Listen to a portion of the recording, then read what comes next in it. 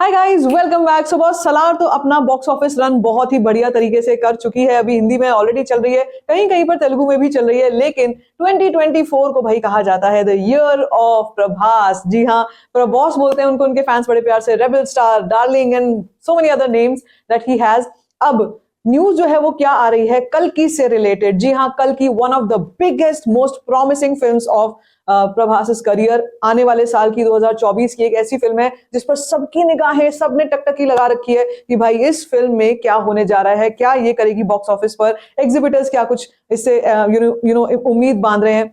सब कुछ के बारे में यहाँ पर हम डिस्कस करेंगे। एक और चीज बहुत इंपॉर्टेंट जो हम डिस्कस करेंगे वो ये कि कल्कि के साथ हम लोगों ने कुछ और भी चीजें सुनी है कि कल्कि के साथ इस फिल्म में हम लोग कुछ ना कुछ हमारे जो स्पिरिचुअल सेंटिमेंट्स हैं या जो फिर हमारे धर्म को किस तरीके से दिखाया जाना चाहिए, कुछ ऐसी भी मैंने चीजें सुनी है। Although I do not discuss much of that in my videos, but मुझे जो भी न्यूज वगैरह पता चली है वो मैं आपको जरूर इसमें शेयर करने वाली हूँ वीडियो में। ठीक है, तो शुरुआत हम लोग करेंगे सबसे पहले तो इस फिल्म की अनाउंसमेंट की, डेट अनाउंसमेंट की। आपको याद होगा लास्ट ईयर से ही, उसके काफी पहले से ही जो है कल्कि को लेकर बातचीत चल रही थी। तब तक टाइटल अनाउंस नहीं हुआ था कल्कि का, लेकिन जब टाइटल अनाउंस हुआ था उसके आसपास ही फिल्म के पोस्टपोनमेंट की भी बहुत खबरें तेज हो गई थी कि ये 2024 में भी रिलीज नहीं होगी, 25 में कहीं जाकर हुई तो होगी, नहीं तो ये इनडेफिनेटली पोस्टपोन हो गई है।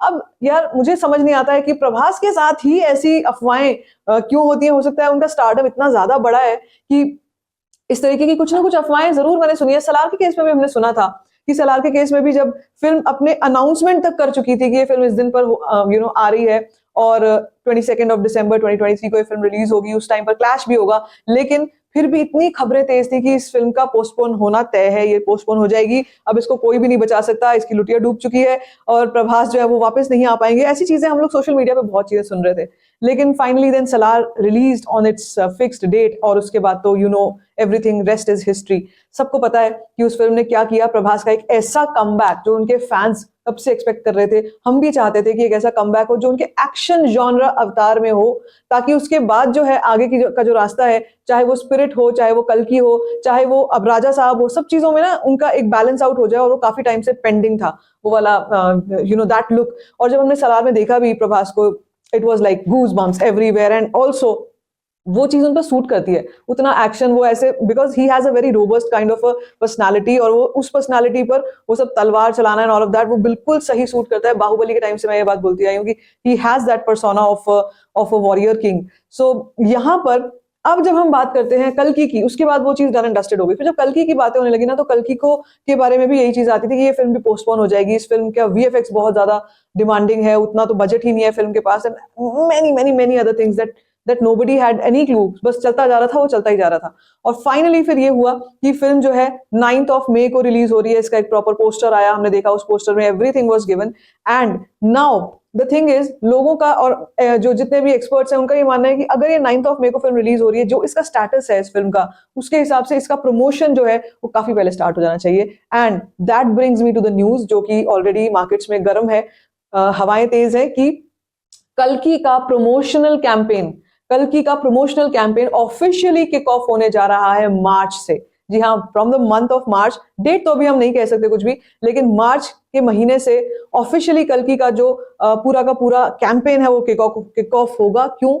क्योंकि एक तो it is on a very grand scale, इस फिल्म का स्केल बहुत बड़ा है, प्लस इसका जो कॉन्सेप्ट है वो अपने आप में बहुत डिफरेंट है, डिस्टोपियन। साथ में हम लोग कल्कि अवतार को देखने वाले हैं, तो बहुत सारी वो जो हम जिसकी मैं बात कर रही हूँ कि हमारे स्पिरिचुअल एंगल्स जो है, डिवोशनल एंगल जो है, वो भी हमारे को यहाँ पे फिल्म में देखने को मिलने वाले हैं। और किसी किसी का ये भी कहना है from the team that this film is going to tell you how you can wed or amalgamate, wed तो वर्ड नहीं बोलूंगी, लेकिन how you can amalgamate future into our history. मतलब दोनों का जब हम एक मिक्सचर बनाते हैं, हम एक दोनों का एक ऐसा कॉम्बिनेशन बनाते हैं कहानियों में, जहां पर हम डिस्टोपियन फ्यूचर को भी दिखा रहे हैं, लेकिन वहां पर कल्कि जो हमारे अवतार भगवान विष्णु के अवतार हैं, वो कैसे मिक्स होता है और एक सुपर हीरो के फॉर्म में आता है, वो चीज जो है वो ये फिल्म एस्टैब्लिश करेगी।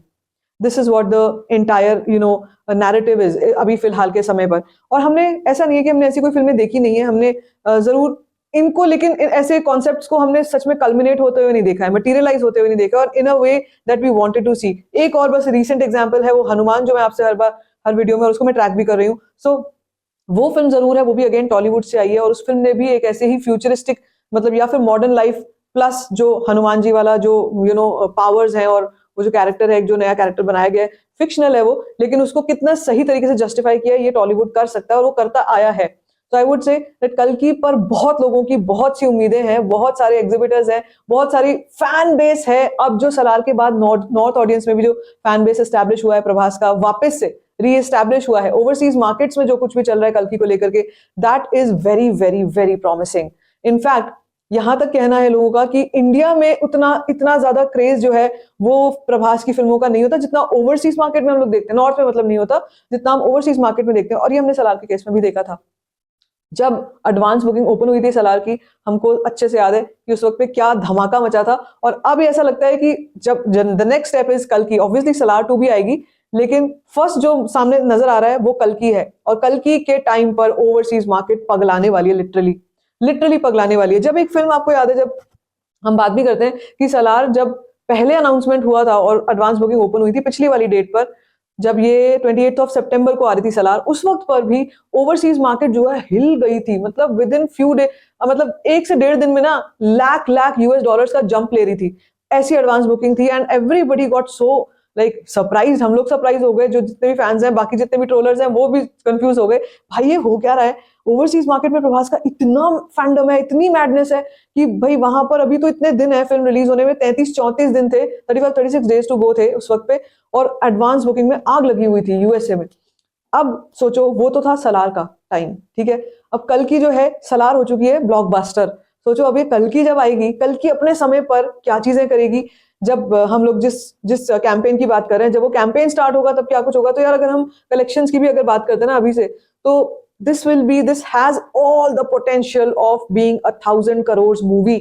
कुछ एक रीजंस भी अगर मैं साइड कर दूं ना, सबसे बड़ा रीजन तो यह है कि कोई और टक्कर में है नहीं।